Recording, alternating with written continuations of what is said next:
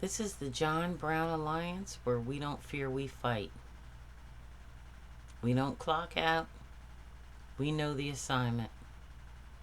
And our day starts when yours ends.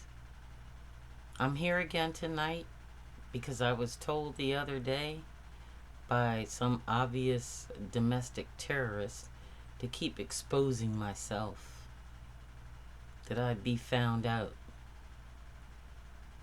I love a good dare. So I'm going to come here as often as I can to see if this individual or this group carries out what they're going to say. When that happens, there are cameras set up all over this place where I am right now. In addition, there are members of law enforcement and former military watching the activity around this property. Why? Because since 2016, we have predicted what is happening now. Right now, I think I have about 9 subscribers and a couple of likes. That's okay with me. I'm not here to be liked. What I'm here to do is deliver a message to those of you who are afraid, don't understand what's going on, or have to read too much into it. I don't have that issue at all.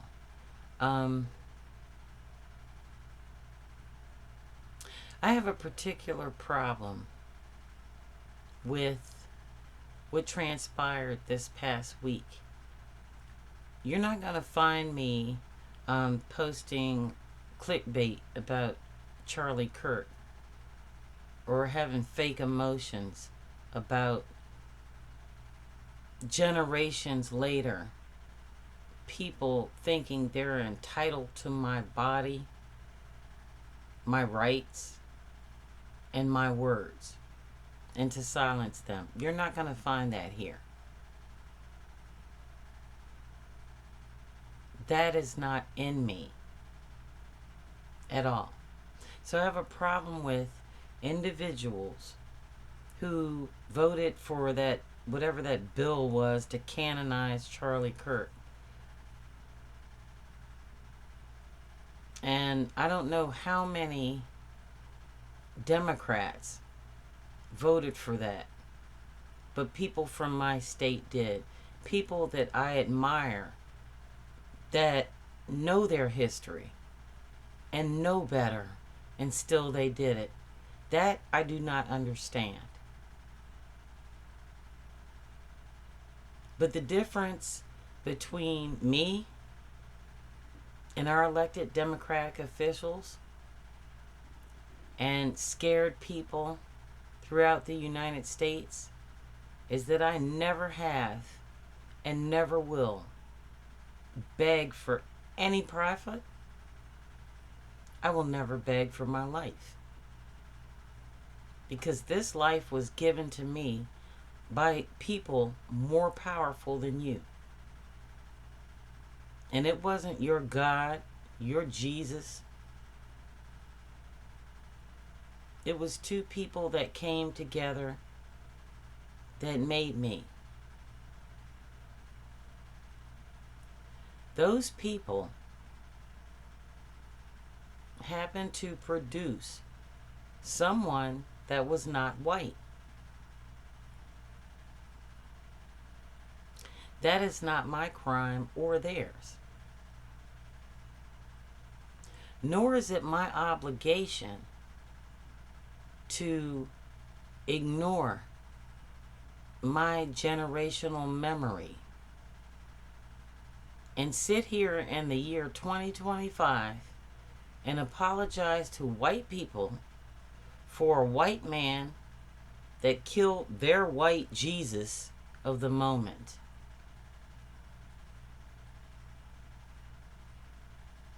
After My people's land was stolen.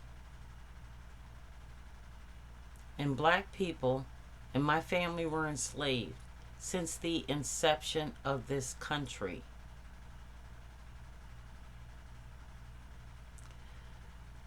You have the problem, not me. You have a sense of entitlement. You threaten me because you're weak. You threaten me and the rest of my brown, red, and black people because you have a deficiency in your genetics, which is why you claim land that you don't own as your own. The rest of us don't need to get out here every day on corporate media and declare our race like you do. We don't need to stifle the rights of other people like you do. We don't need to gerrymander votes. We don't need to be black and Jewish and Latino and vote yay on legislation to canonize Charlie Kirk. We don't need to do that. Because at this moment, we have reached the Rubicon to define who is American and who is not.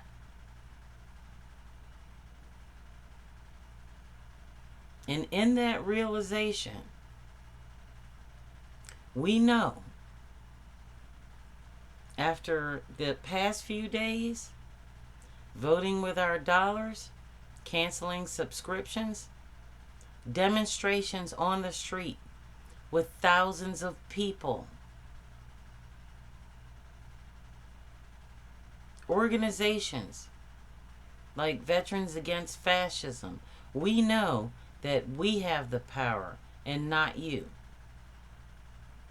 Now, you might have voted for this, and you might go into the office with Donald Trump and decide that you're going to have a meeting and everybody's going to pat you on the back. Donald Trump should have absolutely no involvement in funding the government. But by walking into that office before October 1st, any Democrat who does that has just given over more power to him. Now, let me say this. The only thing I have heard Democrats say that they're going to ask for is to fund Medicaid. Seriously? We've been doged to death. Tariffs out the ass. Thousands upon thousands of government workers have lost their jobs. Plants are closing. The employment rate is down. Prices in the grocery store is up. People are being disappeared on the street, and that's the best you can do? Seriously? This is why. This is going to be the Trump shutdown. Not because Democrats refuse to talk to Donald Trump, which they should, but because Donald Trump shut this government down long before we had to worry about a budget. When that big bogus bill got passed, that's when he shut the government down.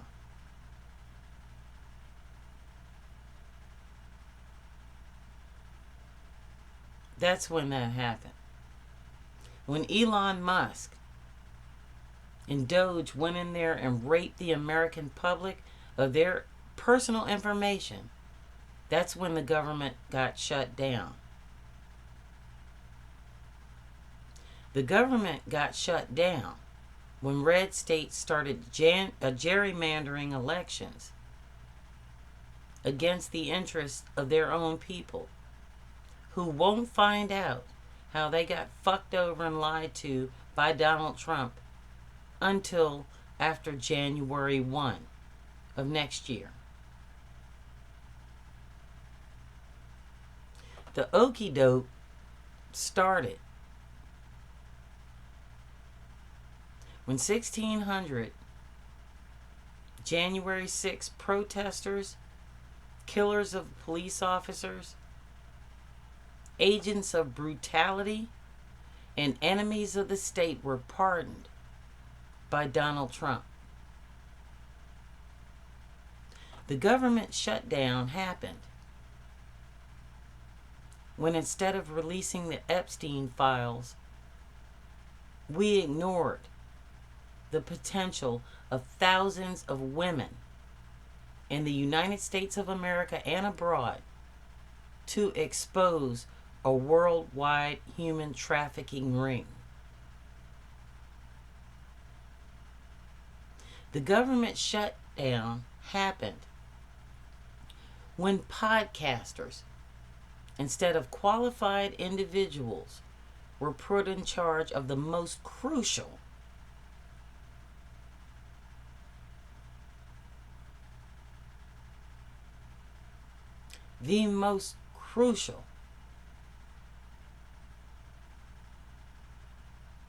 levers of government that were responsible for our national security. The government shutdown took place when we took National Guard members away from their jobs and their homes and put them on 29-day details, not 30, 29, so that the Trump administration could doge them out of their benefits and they can be used for political theater.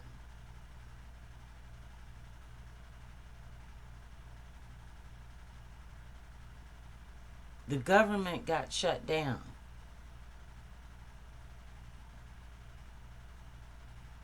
when Dylan Roof, in the first Trump administration, went from Illinois to Wisconsin and assassinated 2 people and got off on all charges. The government shutdown happened when subpoenas by the House of Representatives were ignored in the first Donald Trump impeachment. And no one, including Speaker of the House Nancy Pelosi, did anything about it and did not enforce it.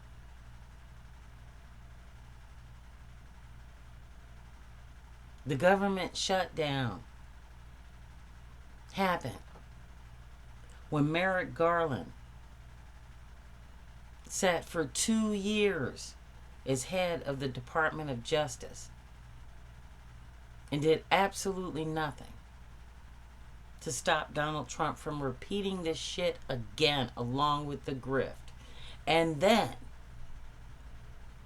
had the audacity to appoint a special counsel when he knew, and Nancy Pelosi knew that nothing was going to come of it. These are all of your tax dollars. You paid for that. And now, in a recent turn of events, with nothing more than a promise that as long as you work your job, pay your bills that are inflated, pay the costs, you will be allowed to exist while tech billionaires and people like Jeff Bezos are flying around on private yachts and private planes and yachts They're eating shrimp and crab and lobster dinners. While your next move is to worry about how you can afford Christmas presents for your children. In that turn of events, you're not only asking or being asked to pay the debt of the last Trump administration that wasted your money on bullshit, but the next 30 or 40 years after you allow this democracy to fall. And not only that, in the process, you get to starve.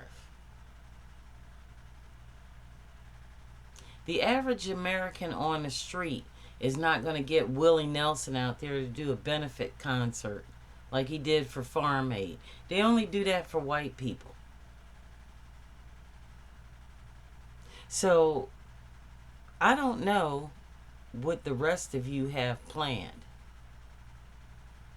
But we already saw this coming.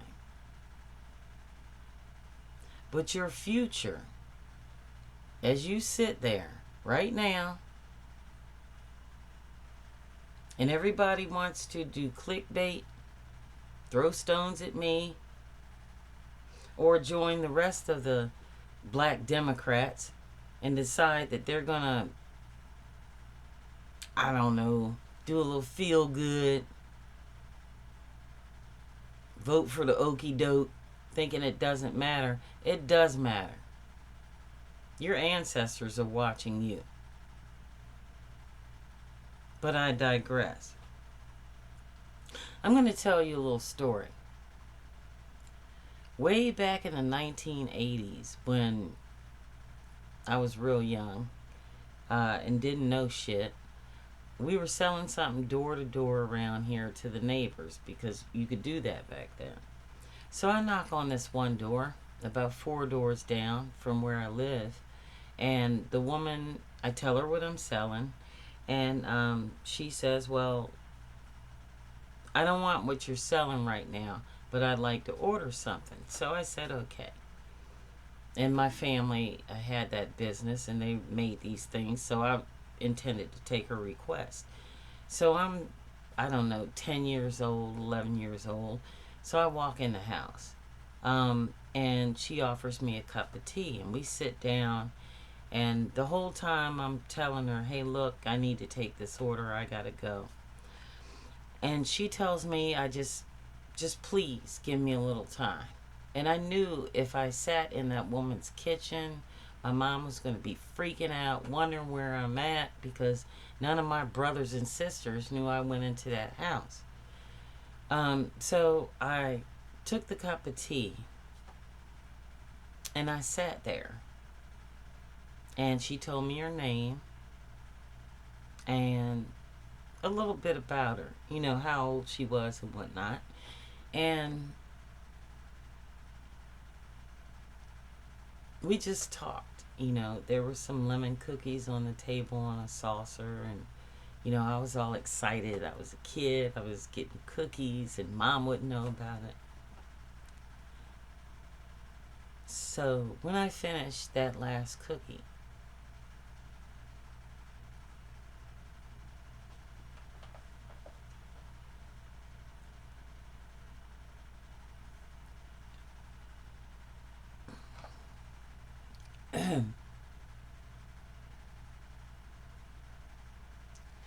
this woman wrote down her order, and she wanted something that I had in blue and white with glitter on it. So I was like, okay. So I told her it was nice meeting her, and I had to get home for lunch. She said, I want to show you something. Can you sit back down for a minute? So I did. The woman extended her arm and put it in my hand. And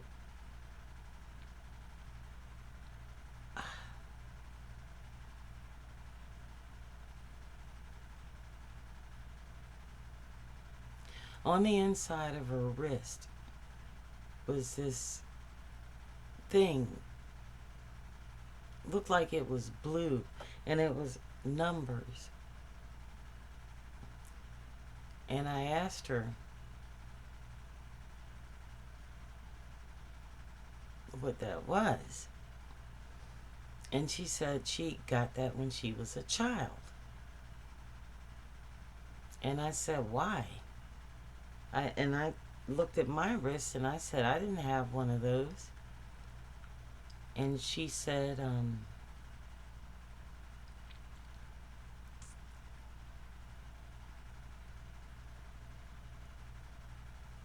I want you to look at the numbers. And I did. And she said, I always want you to remember them.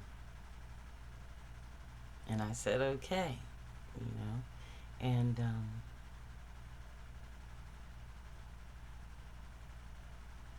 she said,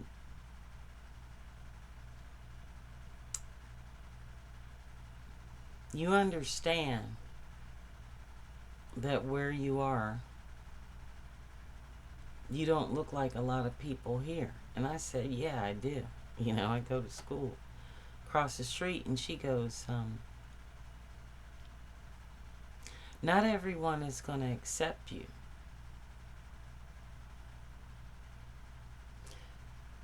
And she still had her wrist in my hand. And I wrapped my fingers around it. And she said, do you see that? And I said, yeah. And she said, I have to wear this for the rest of my life.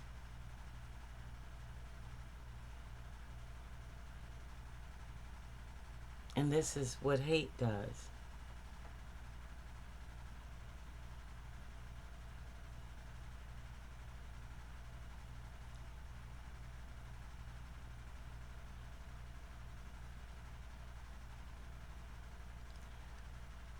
This is what hate does.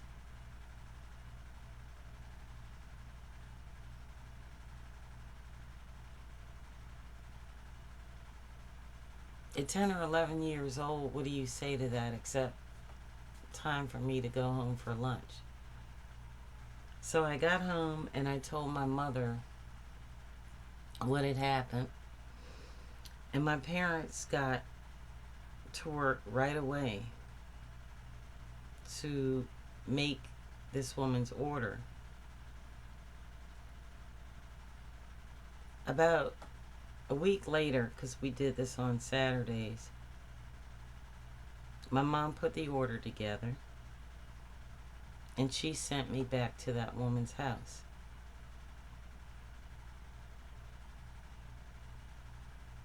On purpose.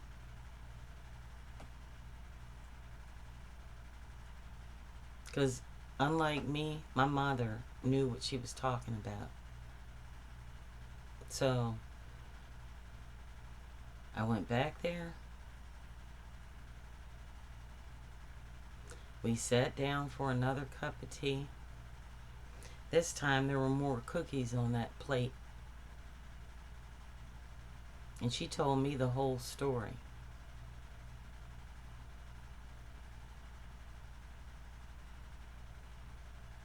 So the next time you feel that you have a question about who you're supposed to be and what you're doing right or wrong, look back in your genetic memory and ask yourself, is this what you would have done before the occupation of Nazi Germany and the Holocaust as a Jew in the United States government? Is this what you would have done before someone was taken off the coast of Senegal to be sold in the United States into slavery? If you saw that tattoo and had the foresight, as I did, and the warning to know better, would you still be doing what you're doing now?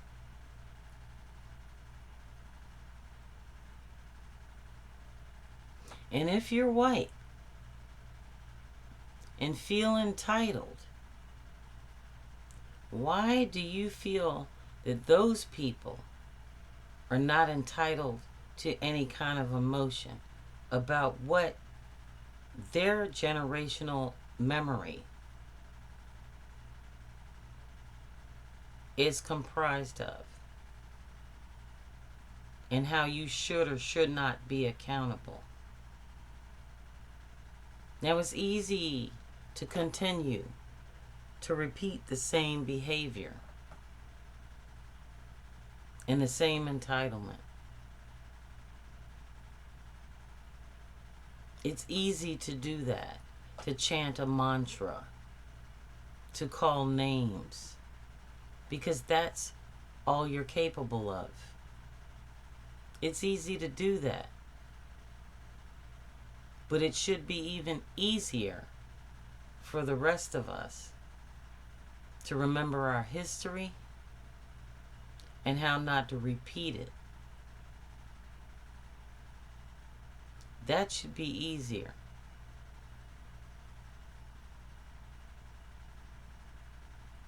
Now, I can't account for unkempt individuals with no moral compass. I can't make excuses for that, and I won't. I'm not about to sit here and talk about how great this guy was. I don't want to keep mentioning his name because it sickens me. As they say, your death does not excuse how you lived your life. And you can canonize, memorialize, and make him a martyr. But you cannot change his deeds and his words. You cannot do that.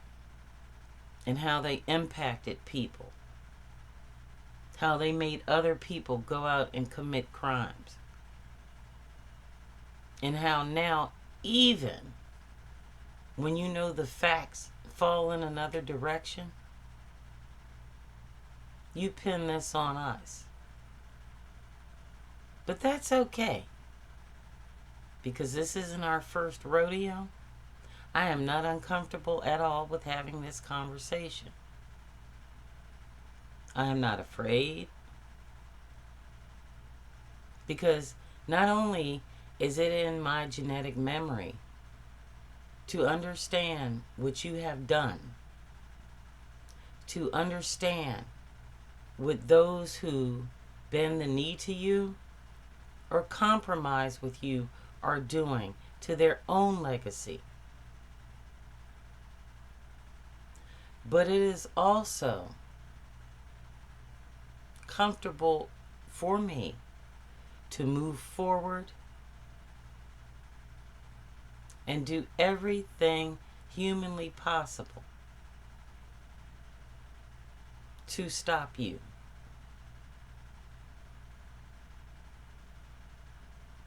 I don't need a MAGA army. I don't need to talk loud. I don't need to shout down reporters. I don't need to pretend that statistics show something they do not. I don't need to rig elections.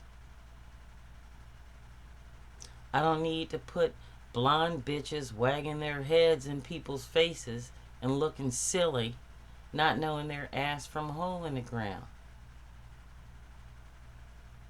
I don't need to be on CNN and MSNBC every 5 minutes. I don't need that. You do. That shows your insecurity, ineptitude, and lack of intelligence. And what also shows is your ignorance.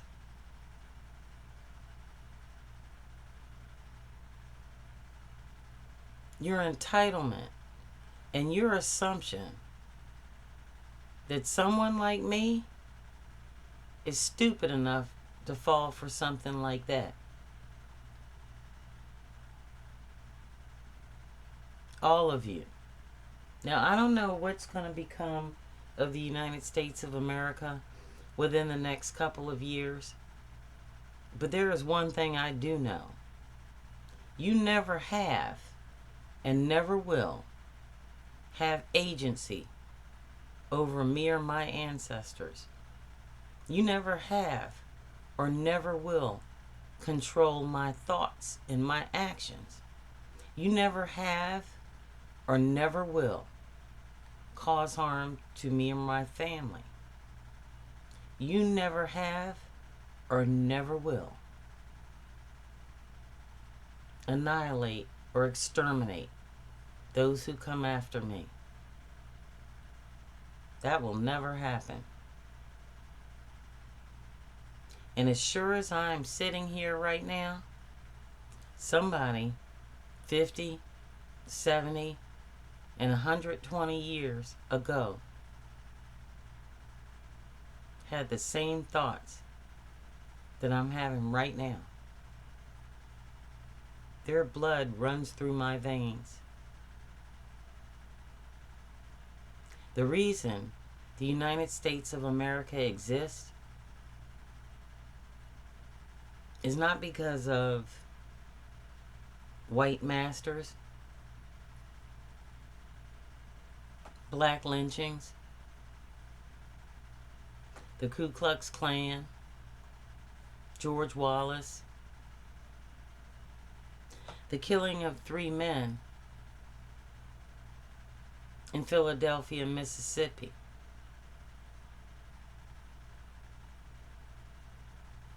Emmett Till,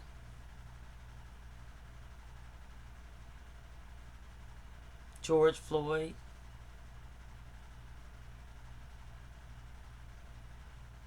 or any mass shooting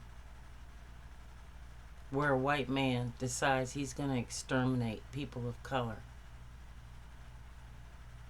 The reason the United States of America still stands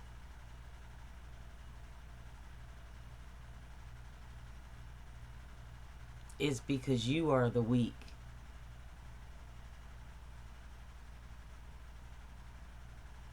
And every piece of this country was built upon people stronger than you, who did the work, who made the sacrifice, and who gave their lives for a principle that you preached belonged to all of us, but does not. And long after you're gone, that's still going to be the case. This is the John Brown Alliance. When you see something wrong, do something right. And to whom it may concern, we're not going anywhere. Good night and good luck.